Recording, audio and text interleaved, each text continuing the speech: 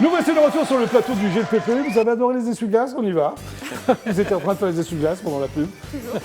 Donc c'est Pauline et Vincent. Ça va Pauline et Vincent? Oui. Ça va. Super. Bon, alors vous êtes là pour un coffret. On appelle ça un coffret. Hein, Tout à fait. qui s'appelle... Bah vas-y, dis-le à ma place. Alors le trésor de l'entente cordiale. C'est cela même? C'est cela. C'est cela même. Alors vous étiez 4, hein, vous êtes 4. Oui. Quels sont les deux autres?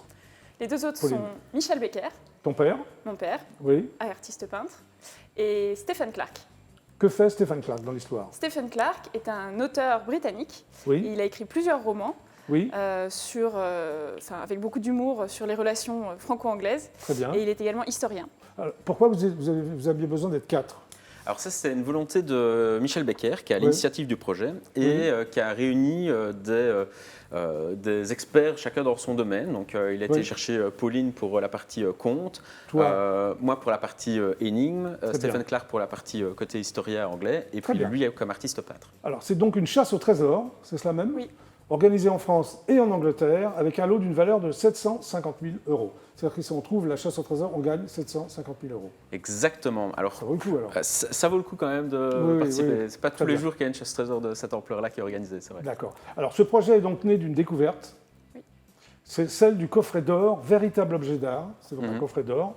Il fut offert par le roi d'Angleterre, Édouard VII. Tout à fait. C'est cela? Oui.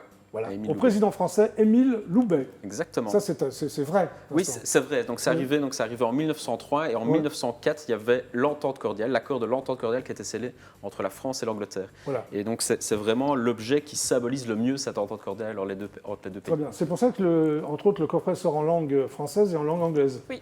Exactement. Voilà. Et alors, c'est aussi pour une autre raison, c'est-à-dire que pour quelle raison, Vincent? Eh bien, c'est très simple.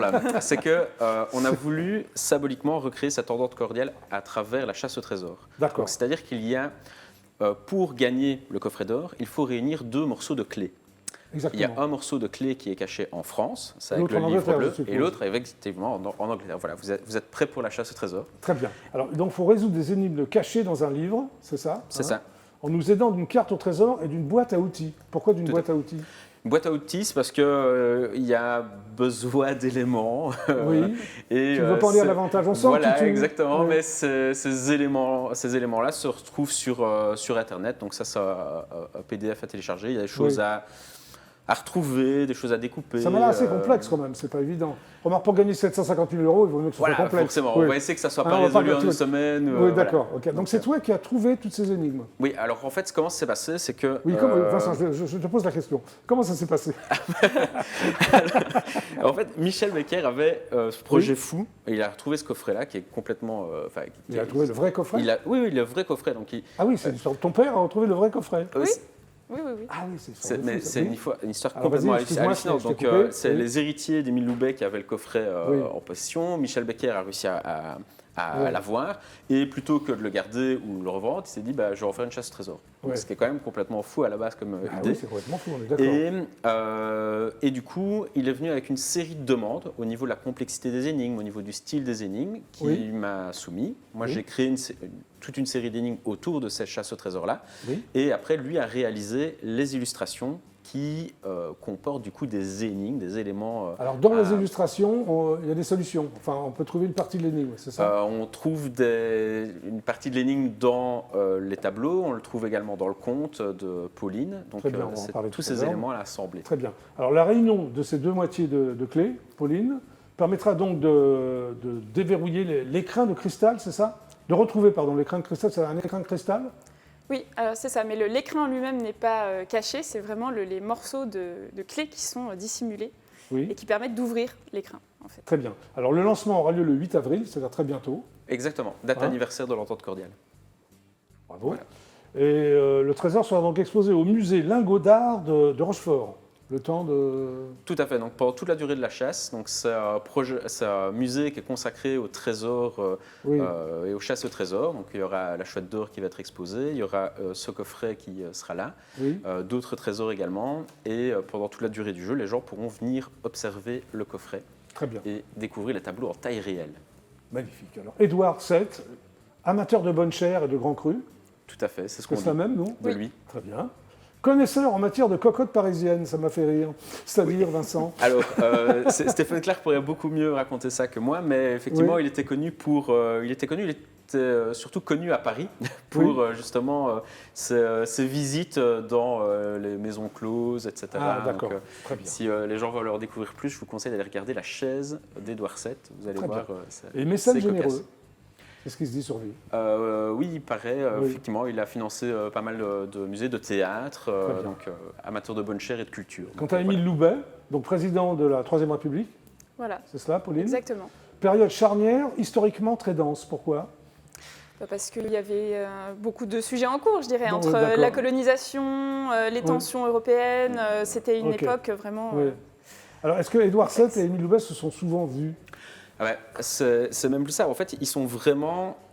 On dit que de leur entente, ça a vraiment reculé l'arrivée de la Première Guerre mondiale de plusieurs années. Très bien. Parce que juste avant, il y avait les événements comme Fashoda, etc., qui ont créé des tensions entre la France et l'Angleterre. Et c'est vraiment Émile Loubet qui, en secret, parce que les États n'étaient pas d'accord, qui hors secret ont commencé à tisser cette entente entre les deux pays. Édouard VII parlait couramment français, il venait régulièrement à Paris, donc il était vraiment Loubet devait amoureux de la parler anglais couramment, oui. Alors j'en sais un peu moins sur Émile Loubet, mais oui. C'est beaucoup plus sur celui qui aime bien les cocottes parisiennes. Voilà, vous en tirez les conclusions que vous voulez. D'accord, ok. Donc toi, Pauline, tu as fait des études à la croisée des domaines scientifiques et littéraires, c'est-à-dire c'est-à-dire que j'ai commencé par un bac scientifique et après j'ai bifurqué en littérature, en classe préparatoire littéraire. Très bien. Tu es donc documentariste numérique dans une banque, c'est ça? Et c'est un métier très sérieux. Oui, complètement. Tu fais ça le jour et la nuit tu écris. Voilà. Tu as encore le courage d'écrire la nuit? Enfin, tu dors plutôt quand? le matin, à vrai dire. Le matin, oui. Le matin. Ah oui, c'est un travail extrêmement sérieux quand même. Oui, complètement. Oui. Je suis au milieu des chiffres et des finances. Alors tu dis couramment donc en français, anglais, espagnol et allemand. Voilà. Tu es donc plus que trilingue. C'est ça, quadrilingue. Très bien. Alors tu l'as dit au début de l'émission, mais je vais le répéter parce que tu as arpenté Harry Potter en hollandais et en latin. C'est un truc de fou, pourquoi? À la base, le hollandais, c'était par curiosité, pour savoir si j'étais capable de lire un livre dans une langue que je ne connaissais vraiment pas du tout, parce que j'avais aucune notion. Le latin, comme dit tout à l'heure, c'est parce que je me suis dit, j'avais beaucoup de mal avec le latin, je me suis dit que ça m'aiderait peut-être à avoir des meilleures notes en latin. Et tu te réserves pour plus tard, ça m'a fait rire, l'italien et le roumain. C'est ça. Pourquoi le roumain?